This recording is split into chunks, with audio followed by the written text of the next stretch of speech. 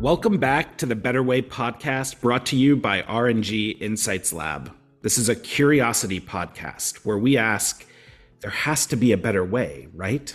There just has to be. I'm Zach Coseglia, the co-founder of R&G Insights Lab, and I'm joined, as always, by the one and only Chen. Hi, Hui. Hi, Zach. Hi, everyone.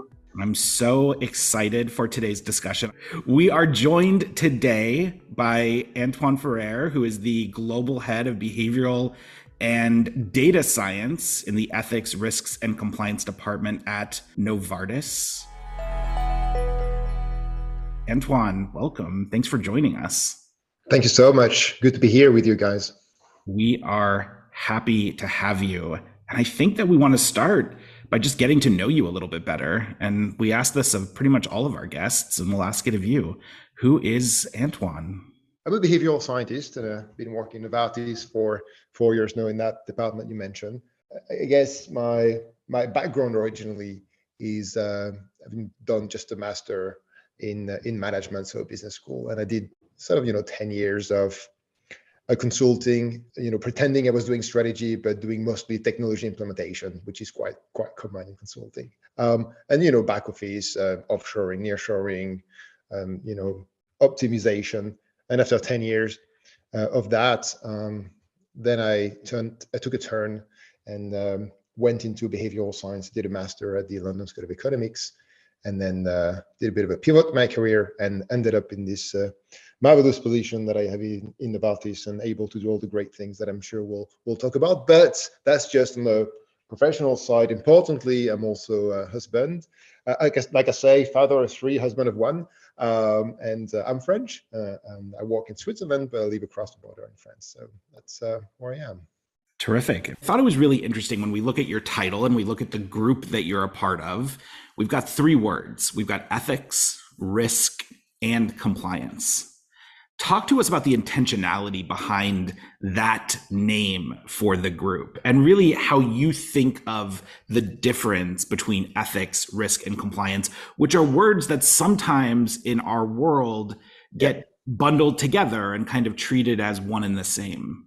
I'll give you my interpretation and what I think that is and what I think is important. So, basically, the function came about a couple of years ago from an extension of what I believe was the integrity and compliance, right, within a legal team. And basically the function and the three names do represent a bit of a large or extended scope of what could be a traditional compliance function. So let's start with the compliance. This is, you know about that. So this is the traditional compliance and the managing our key risk and public perception and regulatory risks.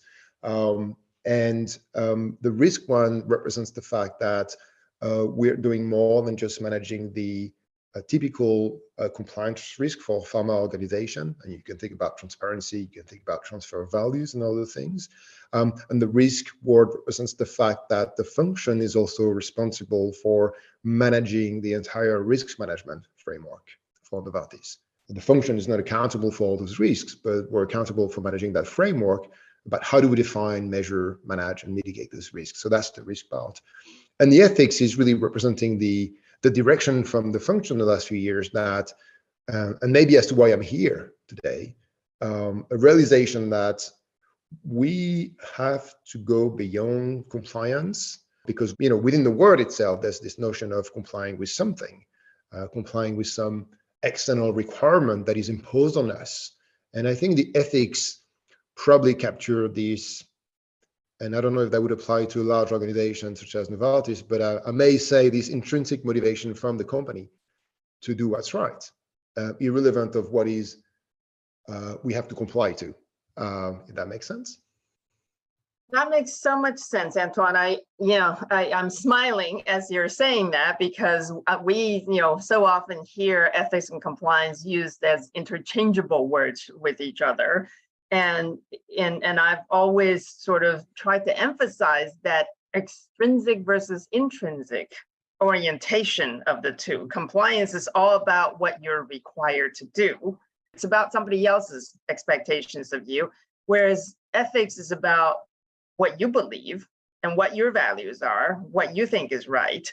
I'm curious, to what extent do you talk about those differences with the employees in the company? Whether we do that explicitly or also implicitly, given some of the choice that we've made in the function, we certainly, reflect and illustrate on that distinction. For example, the project I joined Novartis on was the launch of the new code of ethics, right? Of course, they're never called call to comply, but they could be called code of conduct. And so that is in itself is a signal that, yeah, what we're talking about here is more than just compliance with regulation. That document and that positioning is important because it clarifies what is expected of people within Novartis, and it also sends a strong signal. So within that document, we also take the point of view of the different commitments we made, and not commitments to anybody else than ourselves, really. So I think that also reflects that self-motivated desire to be ethical, right? Yes, we have to be compliant, of course, but I think as a pharma organization or as a company working in the pharmaceutical industry, or margin of error is incredibly thin, right?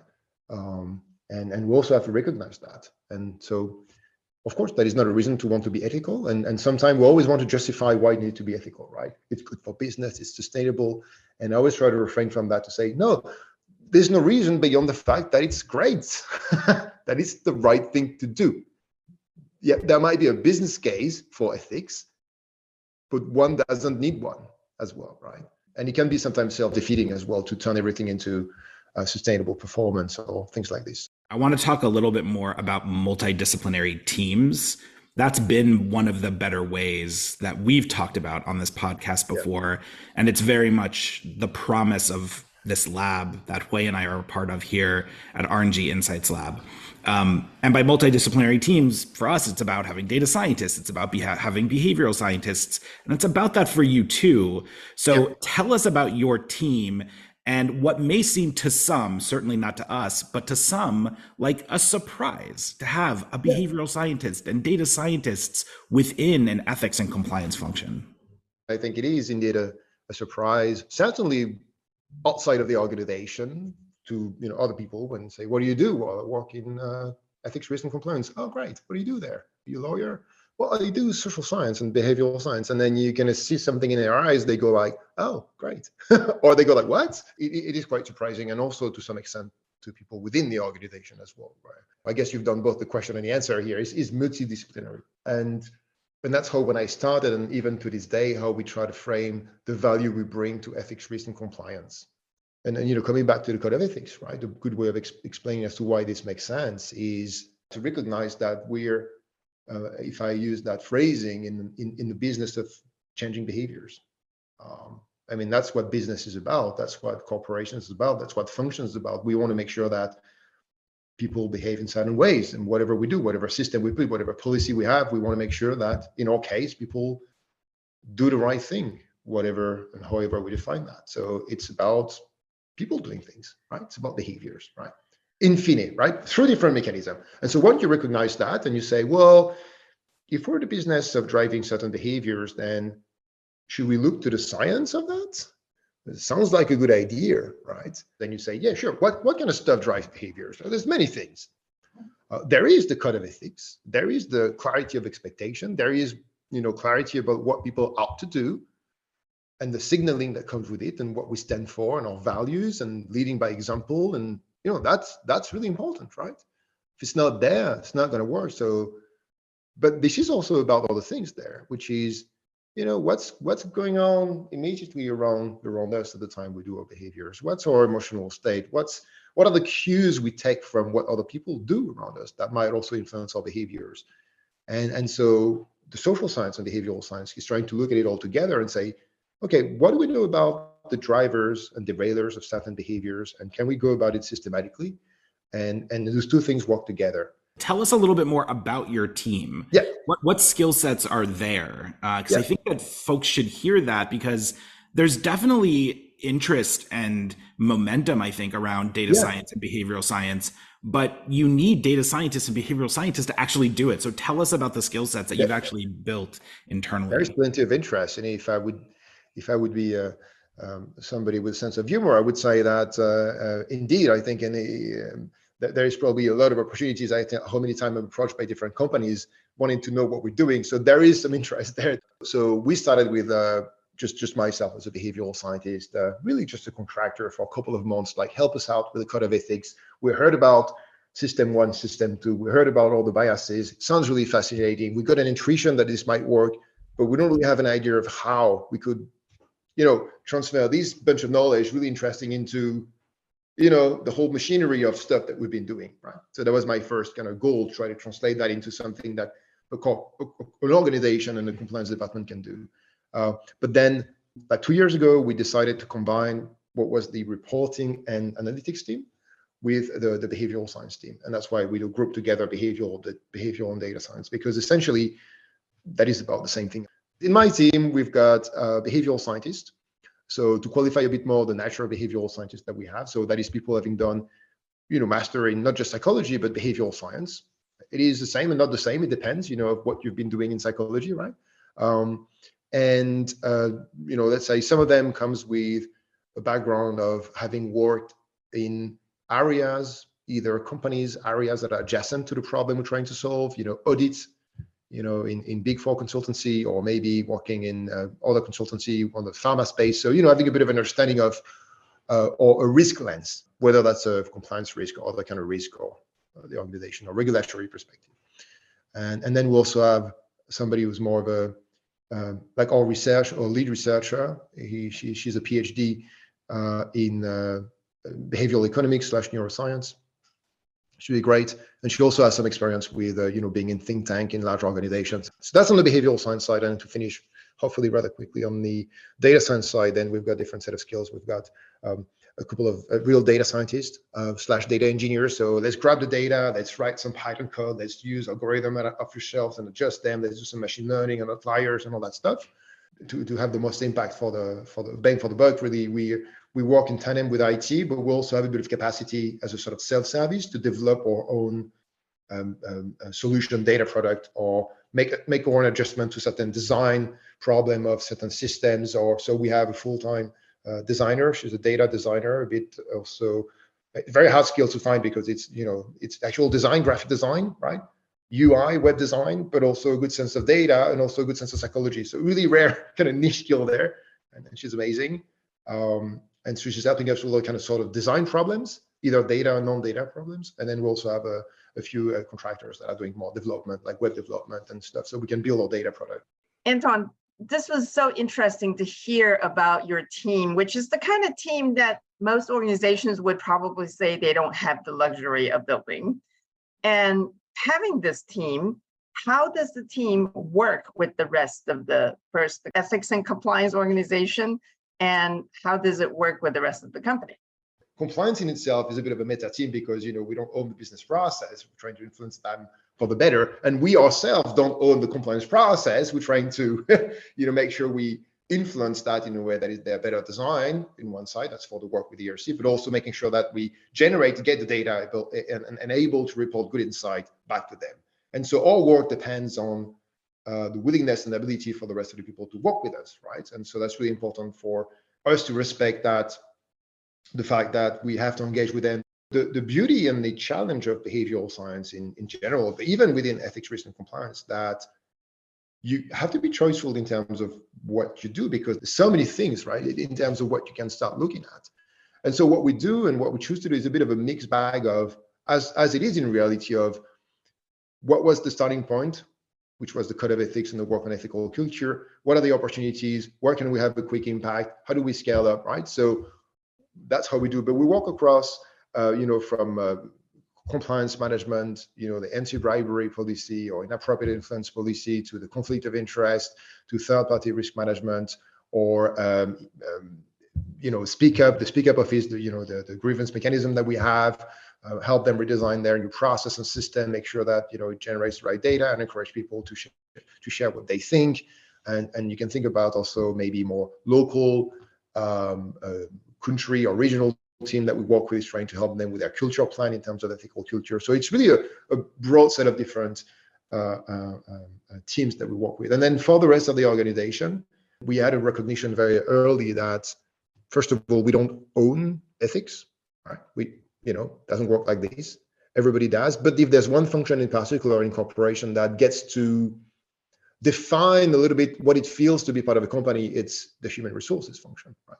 So they don't own culture neither, but they are really influencing the way work is being perceived as well, right? So we recognize that very early and say, okay, we're going to work with those guys on ethics because that's how we're going to work, right? Let's look at the performance management system and recognition and reward. Let's look at what kind of behavior does it drive? How do we frame things in a good way? Let's look at leadership development, at hiring. How do we hire for integrity? What does it mean? Is it about asking a couple of questions about ethics, or is it about something else? So this is where, we have the most interaction, I think, because this is where we can have the most impact in general. Antoine, let's dive a little bit deeper into a topic where I know you've done a lot of work, and that is psychological safety. So last year, you co-authored an article about psychological safety with others from Novartis, but also with Amy Edmondson from Harvard Business School. Tell us about your research in this area. Probably started the story talking about the ethics survey where, basically there we send that to 150,000 people across the world in Novartis, internal and long-term contractors in 15 languages. So we wanted to measure what's the real level of psychological safety across teams in Novartis, because we didn't have any robust measure existing, right? So we reached out to Amy Edmondson. We actually used tweaked a little bit the 6-point scale that she came up with for measuring psychological safety. We changed one of the items to make it more relevant, or because she felt maybe it's due a bit of an update. This one doesn't make really sense anyway. So we had the chance to do that. But then we had massive amount of data about psychological safety across 50 countries, across different demographics, functions in a way that is, truly interesting for the first year of the survey, and same for the subsequent years. We had about 30,000 complete answers. So that's a lot of data point about psychological safety. We did some stats and we realized that psychological safety is beautifully associated. And I say beautifully because everything was matching almost in a perfect story, right?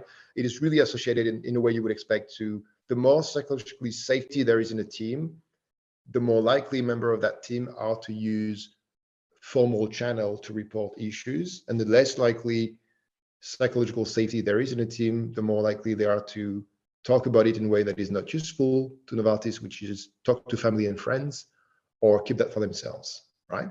And it was really just like the bars were aligning, right? And then we ran some regression analysis and we saw that psychological safety within the context of the survey was predicting, quote unquote, the kind of reported behaviors. So that was the insight that we kind of found. And that's really largely, in a way, what we talked about with Amy Edmondson on the MIT article. Typically, if you're around a compliance department, and I'm sure many of compliance leaders will be listening to this podcast, and what you have your speak up mechanism, your grievance mechanism, you have this hotline, people can text, chat, and then you think about, okay, how do we design this? How do we do the policy? But then what we found from Novartis in reality, and it may not be a bad thing, I think it's by design, is there's only a very slim minority of people who actually get to report what they feel might not be super ethical to the speak up office. Because maybe that unethical behavior doesn't raise a threshold where they feel they need to involve that. And there's different ways they report things. And I guess what's the first thing that people do when they think they see something that they feel is unethical, the first thing they do, 80% of them, they choose to talk to their managers. So what does it say about your role in compliance? If you want to drive ethical behavior, if you want people to speak up, where do you put your attention? More tweaking about your speak up office, or making sure that managers are equipped to deal with ethical problems? Where do you get the most bang for the buck? Both are important, but you cannot neglect the role of managers as well. So that was a bit of the message as well, coming from the data, that the managers are the first port of call for any potential behavior that is deemed unethical. It needs to be addressed. I do want to mention, though, because we published a month ago a follow-up article on the MIT, not with Amy Edmondson this time, but coming from this research, because then we found that psychological safety is really important, right? But then the question is, great, what do we do? Do we organize webinars on psychological safety? Do we have a culture journey on psychological safety? Do we train people on psychological safety? Do we have a new psychological safety policy, maybe? What is the answer? What do we do? we know that psychological safety is important, but how do we do to increase that? There was no any solid randomized controlled trial experiment being done. So that's what we did with one division of Novartis Sandoz, and we did a very large randomized controlled trial, which is nothing more than segregating managers and teams in different sort of experiment condition. We call that a pilot as well, if it's less scary. So a manager received some kind of instruction in terms of how to conduct their next one-to-one. Some others, different set of instructions. And the third group was the control group, a bit very much like the placebo group you have in pharma for clinical trials. They just receive an email saying there's a study going on, right? And then we try to have the manager frame conversation with their team members differently. And then we found that has a big effect on psychological safety. For the cost was just an email. But I think the most interesting thing is the following. First of all, we never talked about psychological safety in the experiment. So you can increase psychological safety without talking about that. You can increase ethics without talking about ethics. You can maximize integrity without having to talk about integrity. Remember, not that I say that it's not important, it is, but you can also do that without, because that seems to be the one-on-one change management strategy for any corporation. We got something, we're going to talk about that, and we're going to educate people into that thing, right? It doesn't work for that. You want people to experience it. Antoine, what I so love about this is your willingness to experiment. I mean, this is something that we so encourage people to do. And this is a situation where you say, we're not finding a lot of research on how this is done. So let's start with a little experiment. And I so much appreciate that effect. But I want to take this a little bit further about the importance of psychological safety. So we keep saying it's important, it's important. Do you have any insights about its importance beyond speak up? So in my imagination, when you have psychological safety, it ought to contribute to the performance of the team. So it's not just about speaking up when you see a problem. It's about speaking up when you have an idea, right? So this may have nothing to do with misconduct, nothing to do with ethics. It's just, I'm seeing the way we're doing things. I don't think it's terribly efficient. I have this new idea about how we do this, do our job differently, and we can do it more efficiently. We can do it with greater impact, whatever the new idea is. Psychological safety, at least in my assumption, should also help with that. So psychological safety should contribute to at least a healthy team discussion, a healthy team brainstorming of new ideas, willingness to receive new ideas, which then in turn should have some kind of impact, positive impact on performance.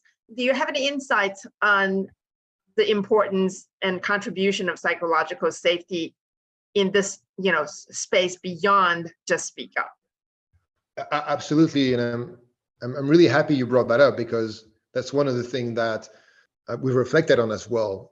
Yes, I think you're right. It matters for more than just misconduct and speaking about problems, and that's why it is such the perfect segue, the perfect vehicle, more than segue, for running an experiment or a pilot or a trial, whatever you want to call that, in a way that is less scary for your organization across functions between ethics, risk, and compliance, and HR, and even business unit. We know psychological safety is great for many things. We know it is great for performance. And so in the pre and post survey, we also measured different desirable things that has nothing to do with ethics. And they have things to do with ethics, but not on the face of it, right? How much do I trust my manager?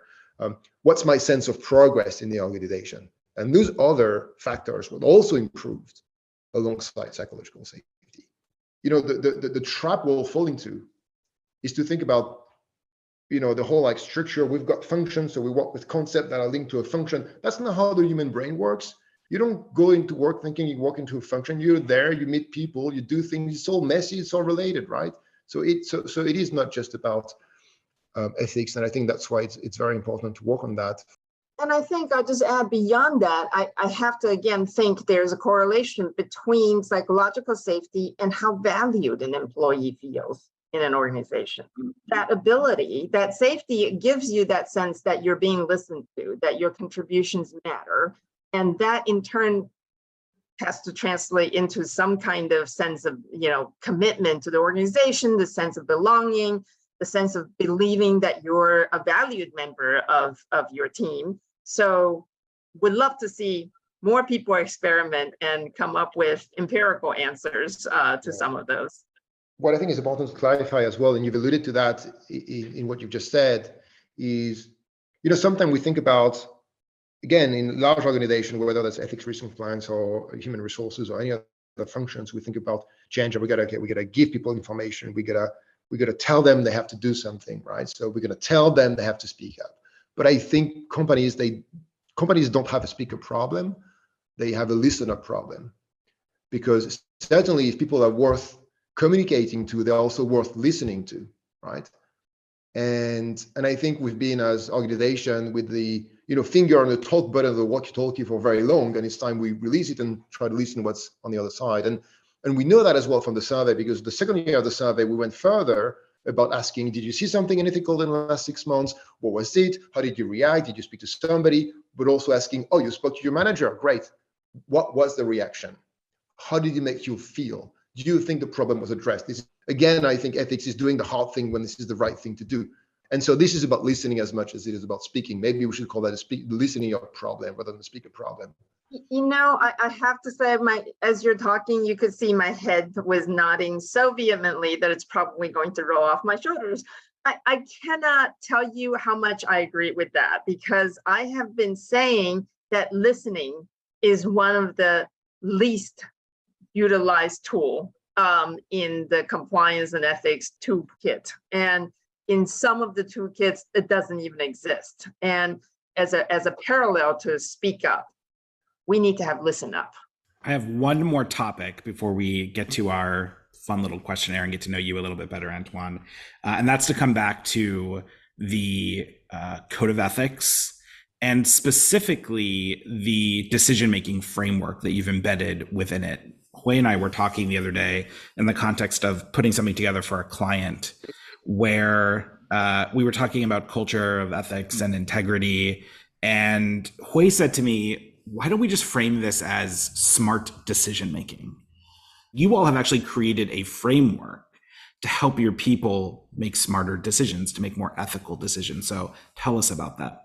So yeah, when we set out to look at a behavioral change strategy for the code of ethics, there's the visible part of ethics and the code of ethics, the clarity of expectation, the signaling, that's really important, the walk the talk, the displaying the values, and then there's the more invisible part, as a way to put it, which is what we influence in our direct environments, the other colleagues' behavior, the implicit or explicit goal settings, and all those other things that we know drive behavior. But within that visible part, or very thoughtful part of ethics, there's this decision-making process that we're engaged to, that sometimes we recognize we're engaged to.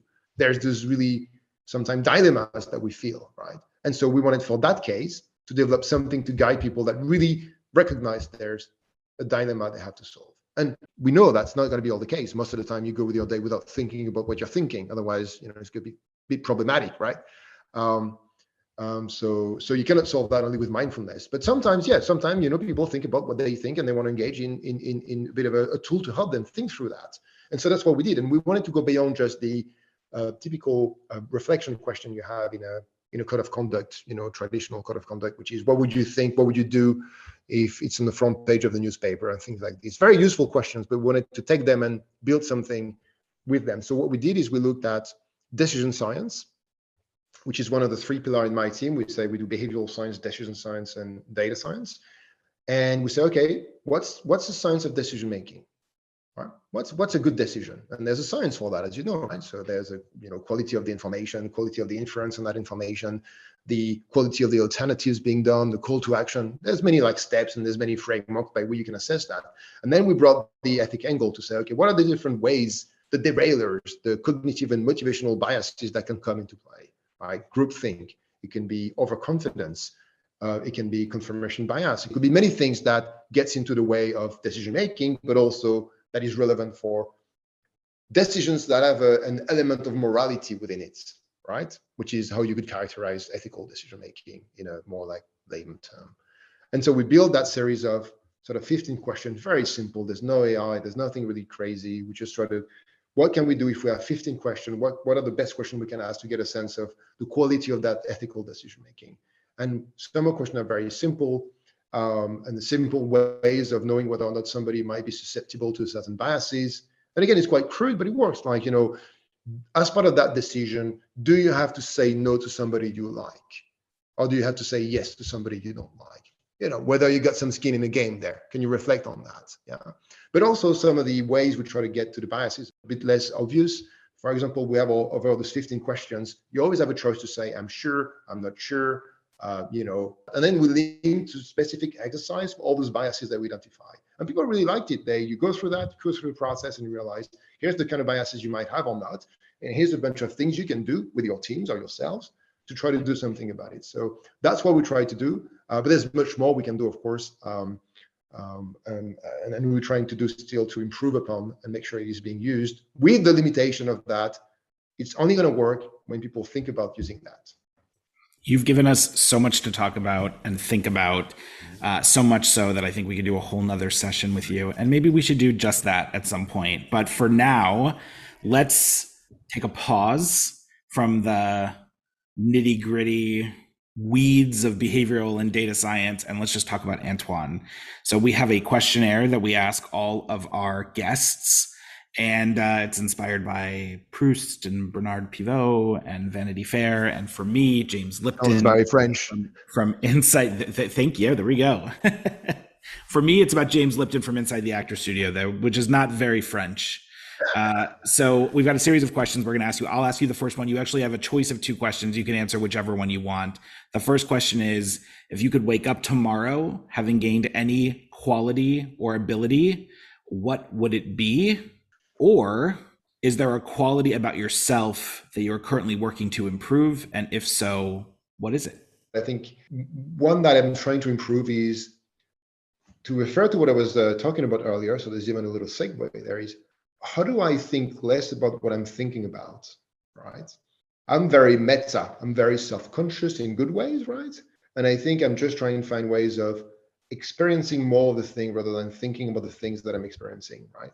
And that's something quite fundamental. So I'm just trying to look at myself and say, okay, well, how do I improve my experience by maybe thinking less about my experience and more enjoying that experience itself? So the question is a choice of either who is your favorite mentor or who do you wish to be mentored by? I'll answer both questions. Here's the bonus. There we go.